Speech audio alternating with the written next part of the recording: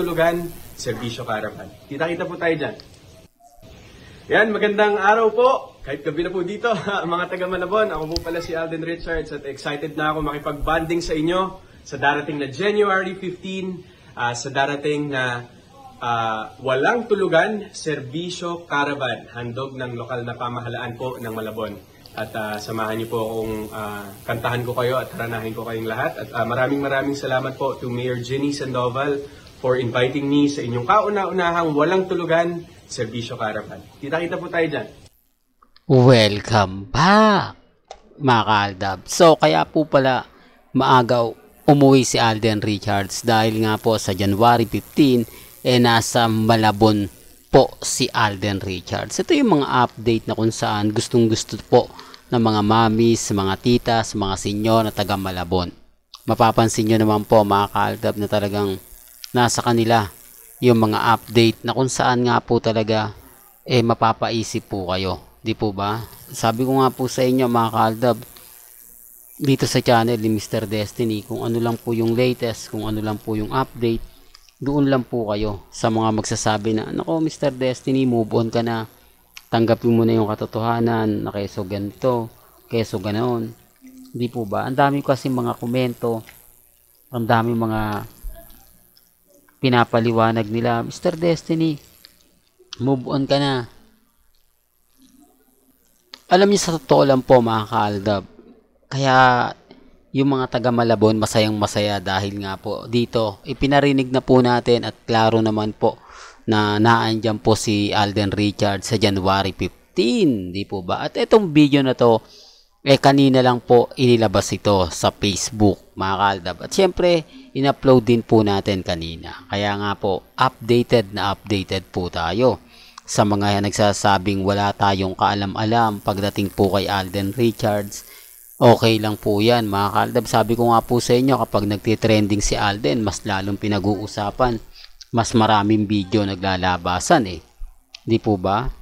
Tapos sasabihin ng iba, nako hindi, ganyan, Mr. Destiny, move on ka na, talo na kayo. Affected sila.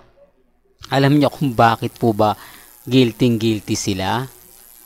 Dahil nga po, ine-expect nila, pakikiligin po ang mga army at ang mga main fanatics. Expected nila na kumbaga dahil kay Rhea Atayde, di po ba? Alam natin na guest po siya nung sa kanina.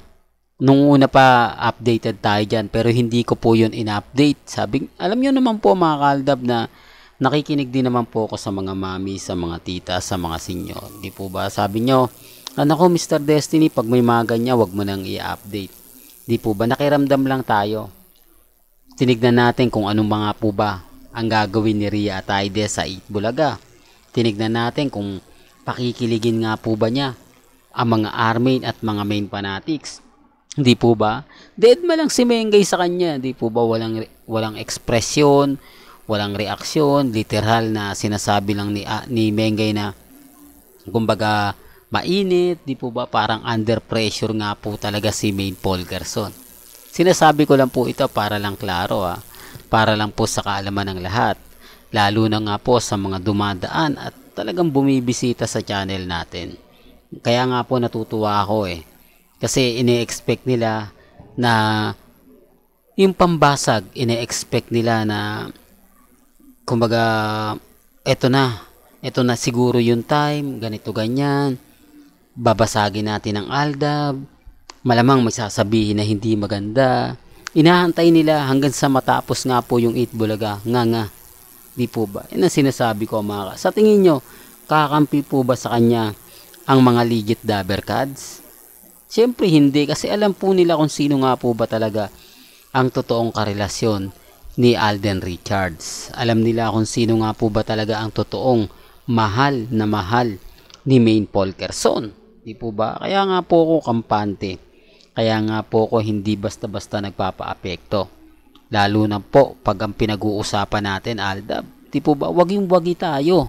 Kaya yung mga nagko-comment na hindi maganda at hindi kaaya-aya, wala naman po talaga silang ipapakitang ebidensya at resibo. Gaya po ng mga pinapakita natin. Gaya po ng mga nagaganap. Gaya po ng mga kumbaga pinagpepiestahan. Gaya nga po nito kay Alden Richards, hindi po mahirap ang pinagdaanan o hindi po ganong kadali ang pinagdaanan ni Alden Richards, maging producer, maging director. Kaya nga po marami na iinggit sa kanya ngayon. Totoo to mga kaaldab, kapwa po ninyang artista na kung saan mas nauna pang maging artista kesa po sa kanya. Pero nag-iba sitwasyon, di po ba? Na sila yung nangangarap na naabot na po nila pero hindi natuloy lang. Ibig kong sabihin na abot nila yung naging director din po sila.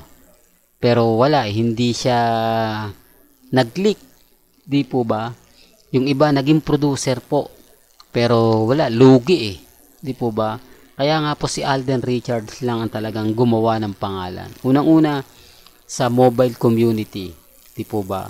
Siguro naman naalala po nila yan. Yung 500 million, kalahating million, 500 million, 500,000 na papremyo. O, sa ML yan o, gets nyo na agad-agad. Tapos ang pinakamatindi, ang Eraserhead comeback concert, na kung saan si Alden Richards po ang isa sa naging rason at dahilan kung bakit po niya nakumpleto ang Eraserhead. Kaya lang medyo lugi daw po, malaki daw po talaga yung nagastos, yung 100 million. Baka ito po yung pinupunto ni Alden Richards na nalugi siya. Di po ba ang concert ng Eraserhead? Di po ba? Hindi po posible yun mga kaaldab. Gaya ng sinasabi natin na akala nila kumita, yung pala hindi. Di po ba? Pero kumbaga issue yun Hindi naman po natin alam kung ano nga po ba talaga at sino nga po ba ang o kanino nga po ba naloko si Alden Richards ng 100 million. Pero gaya ng sinabi ko, isa po sa ikinalugi nito ni Alden Richards, yun nga po ang Eraserhead dahil napakalaki nga po raw ng binayad niya. Para lang klaro, para lang po sa kaalaman ng lahat. Well, hanggang dito na lang po ang ating latest updates. Kaya kung gusto nyo pa po ng pinaka-latest at sariwang update, abay tumutok lang po kayo dito po sa channel ni Mr. Destiny para updated po kayo sa mga latest at sa mga bagong video po na ilalabas po natin maya-maya lang. Kaya kung bago ka lang sa channel na to at isa kang true-blooded Aldab Nation na nagmamahal kina Mengay at Isoy, tama po ang channel na pinuntahan mo. Kaya consider na po kitang bagong subscriber at huwag mong kalimutang i-share ang mga video po natin sa mga mami, sa mga titas at sa mga senyor. Hanggang sa muli, salamat po sa panonood at pakikinig.